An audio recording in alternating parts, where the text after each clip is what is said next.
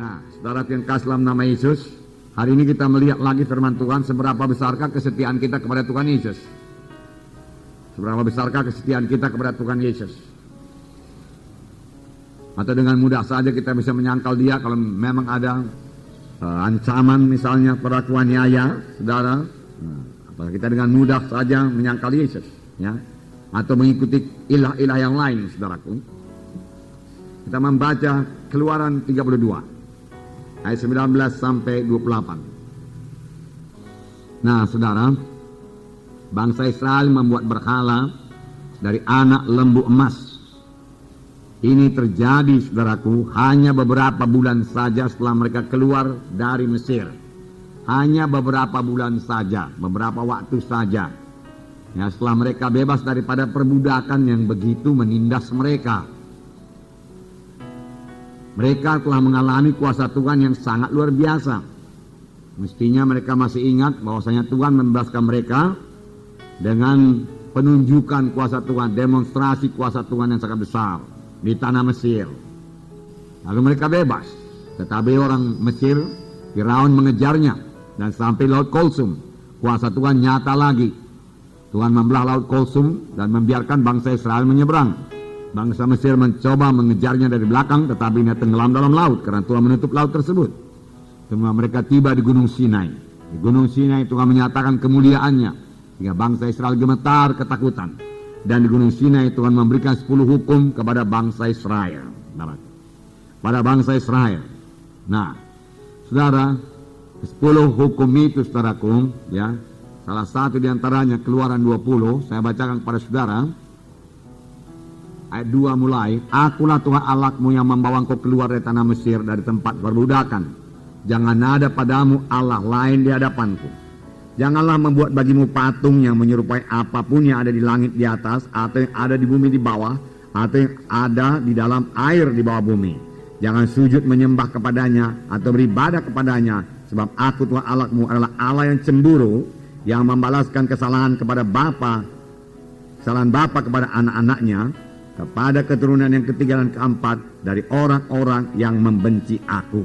Nah, jelas sekali firman Tuhan berkata di sini, jangan ada padamu Allah lain di hadapanku. Jangan buat patung, jangan sujud menyembah kepadanya, jangan beribadah kepadanya. Aku Tuhan yang cemburu.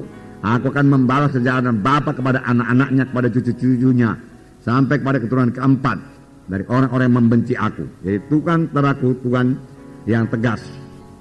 Nah, begitulah Tuhan teraku bencinya kepada kuasa kegelapan, ya, kepada Allah yang lain. Karena dia telah memberikan perintah dalam Keluaran 20 lebih dahulu, jangan ada padamu Allah yang lain. Itu hukum yang pertama. Jangan ada padamu berhala yang lain, jangan ada sembah-sembahan yang lain, jangan ada percaya yang lain. Baik dalam hal memperoleh berkat, jangan ada percaya yang lain. Baik dalam perlindungan, jangan ada percaya yang lain. Pada jimat kah itu, ya, jangan ada percaya yang lain. Ya, baik dalam hal berkat, Tuhan saja yang memberi berkat, saudaraku. Bukan nenek moyang kita sudah mati memberi berkat. Ya. Jangan ada padamu ilah yang lain. Tuhan tegas sekali dalam hal itu, saudara. Pada aku Allah yang cemburu.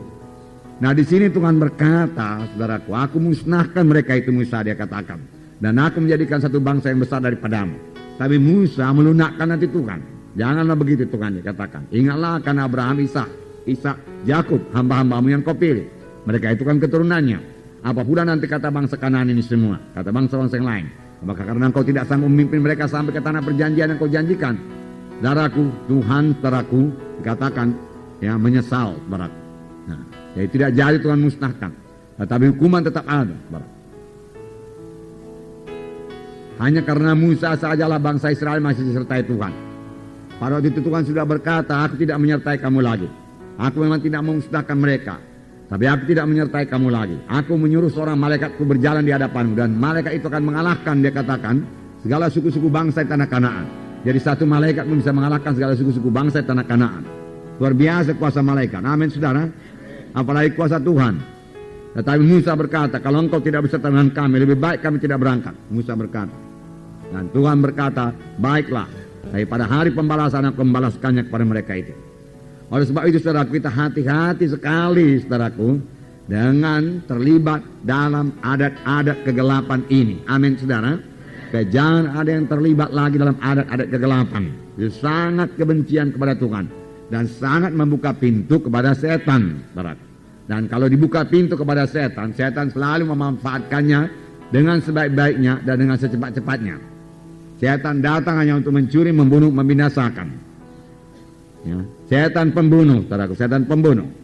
Nah, di sini tadi dikatakan, ya, kemudian Tuhan berkata kepada Musa, Musa turun, bangsa itu sudah menyembah berhala. Lalu Musa turun dari gunung. Di tengah jalan Joshua berkata, ada suara seperti sorak-sorak peperangan. Musa berkata, itu bukan sorak peperangan, tapi nyanyian bersaut-sautan. Dan ketika mereka dekat, kita sudah baca tadi, lalu Musa melihat anak lembu emas dan bangsa Israel berpesta pora, ya, dengan segala nafsu kedagingannya di situ. Lalu Musa, saudaraku, begitu marah, saudaraku. Musa bukan tidak bisa mengendalikan kemarahannya, saudaraku. Musa tetap dikuasai oleh Tuhan, saudaraku. Hanya Musa sangat marah kepada dosa.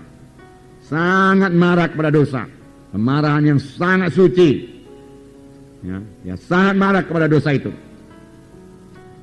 Heran juga, saudaraku, ya. Mereka secepat itu, saudaraku, berpaling daripada Tuhan. Beberapa waktu yang lalu mereka masih intim dengan Tuhan, memuji Tuhan, bersorak-sorai, Miriam menyanyi-nyanyi, saudaraku, ya. Kemudian, saudaraku, segera, saudaraku, menyembah berhala, saudaraku. Tuhan sangat marah, saudaraku. Itu sebabnya, saudaraku, ya. Di sini biarlah kita camkan sungguh-sungguh. Hendaklah kamu kudus karena aku kudus, firman Tuhan berkata. Ya. Biarlah kasih kita kepada Tuhan, ya. Kasih kita kepada kehendaknya, kasih kita kepada firman-Nya, kasih kita kepada kesuciannya, kepada kebenarannya, saudaraku, jauh melebihi kasih kita kepada saudara-saudara kita. Bahkan ada firman Tuhan berkata, jikalau seorang mengasihi bapaknya, ibunya lebih daripada aku, ia tidak layak menjadi pengikutku, Tuhan berkata. Tuhan Yesus harus menjadi nomor satu dalam hidup kita, saudaraku. Amin, saudara. Nah,